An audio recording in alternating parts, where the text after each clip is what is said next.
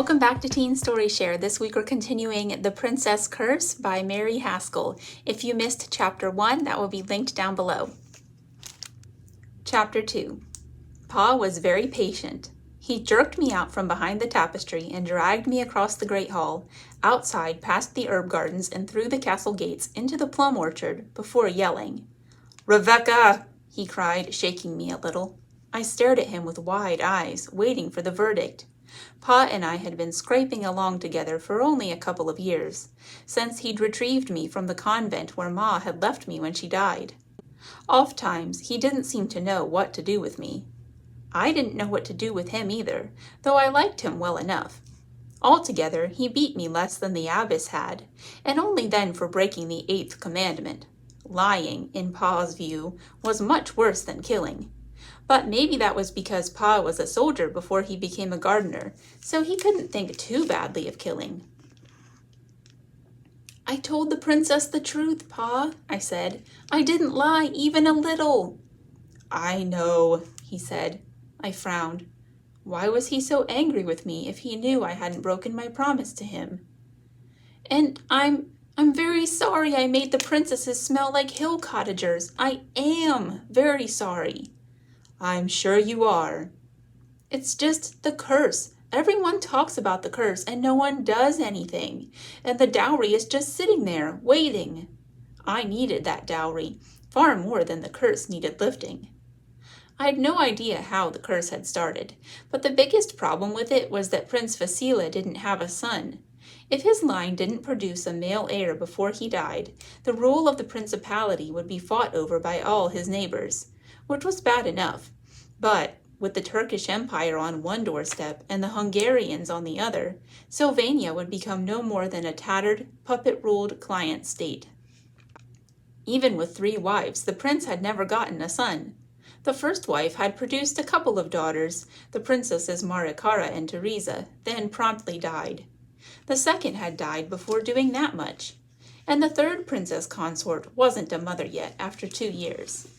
However, Prince Vasila had managed to have 10 additional daughters by 8 different women outside of consecrated wedlock. This shocked me when I first learned of it.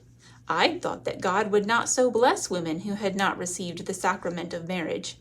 But Brother Cosmin said, "No, by Easter, what did all those nuns teach you?"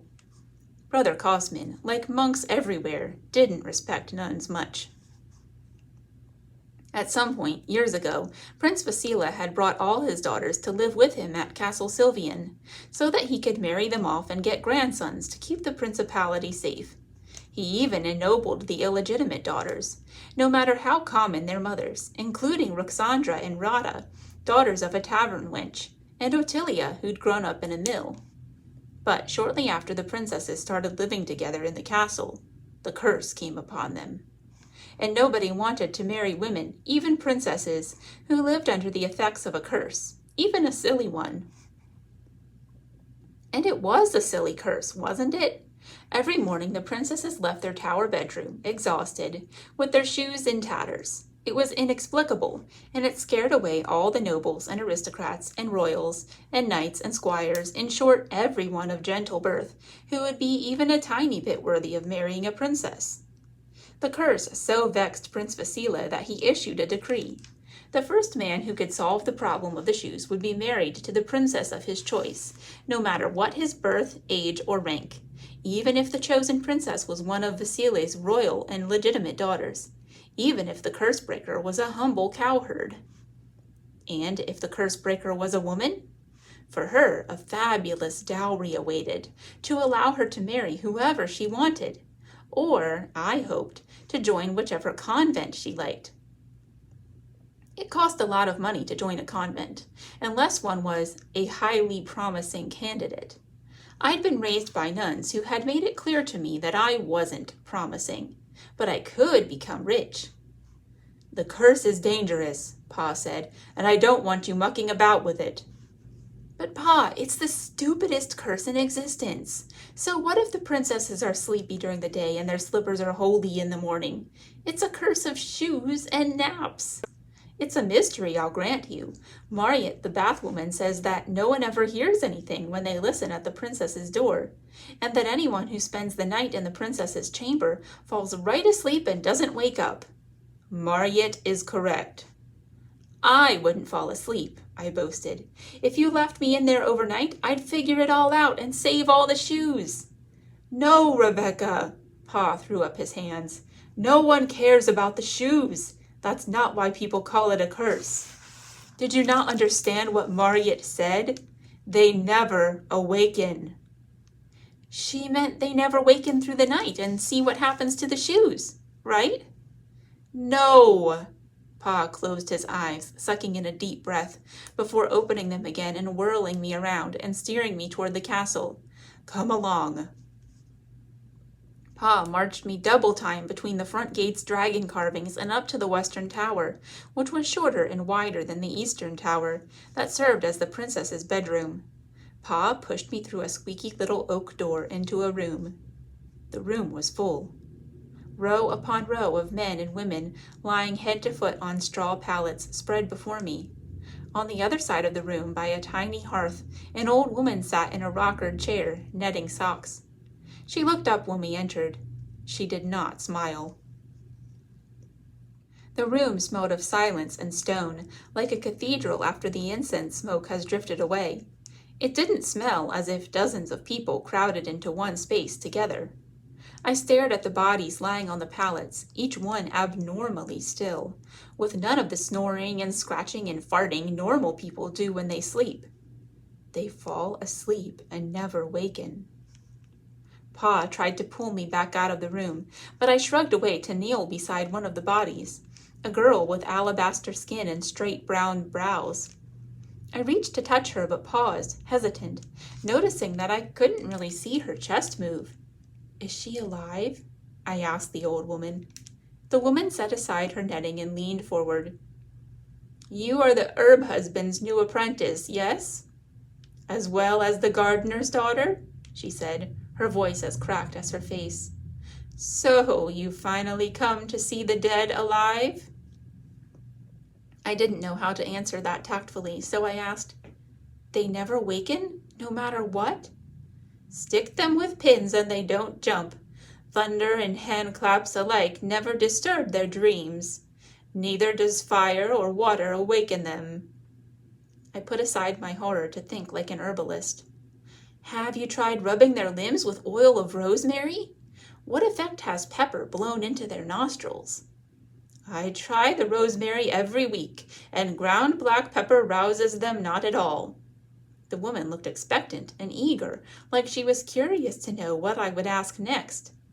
Normally, I'd have been gratified to be taken seriously, but it worried me.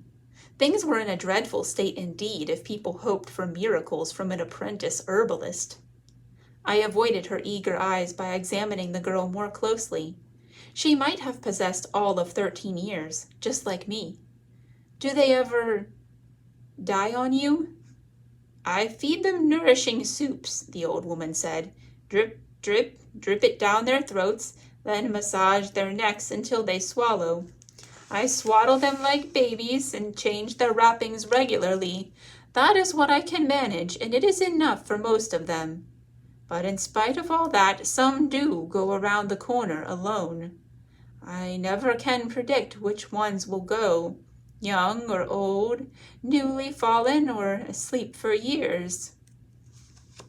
I shivered. The girl's sleeping face was untroubled, and her breathing so slow I could barely hear it with my ear practically pressed to her nose.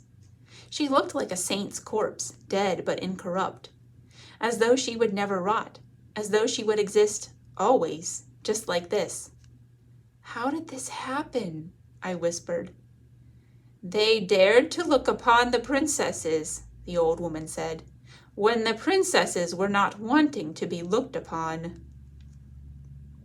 I didn't say anything. Neither did anyone else for a long time. Then Pa stirred behind me. Reveka, Brother Cosmin will be wanting you. Yes, Pa, I said, rising to my feet. But before I followed him out the door into the living castle, I paused. Stepina, I said respectfully, I'm sorry, I don't know your name. I am Adina, and this is my daughter, Alina. She gestured to the woman at the end of the row closest to her. And that's Yulia. She pointed to the girl I'd been examining. I asked very politely, Stopina Adina, would it be all right if I brought some herbs to try to wake them? Try your best, said Adina indifferently, taking up her netting again. She didn't seem interested in me anymore now that I had one foot out the door. I wondered how many people promised to come and didn't. Pa let me catch up with him outside. Those people back there, Reveka? Those are the ones who don't disappear, he said. Disappear? Some go into the princess's tower and never return. What, are they eating people? Pa raised an eyebrow. They leave no bones if they do, but now do you see, Reva? Do you see the curse for what it is? Why you should leave it alone? Why you should not treat it as a lark? And why you should not play games with your herbs? Yes, Pa, I see, I said. It wasn't a lie. I did see. I saw exactly why it was that I had to try even harder to break the curse of Castle Sylvian and win my dowry. All right, next time we'll learn a bit more about who the princesses are. Have a great weekend. See you again next time. Bye.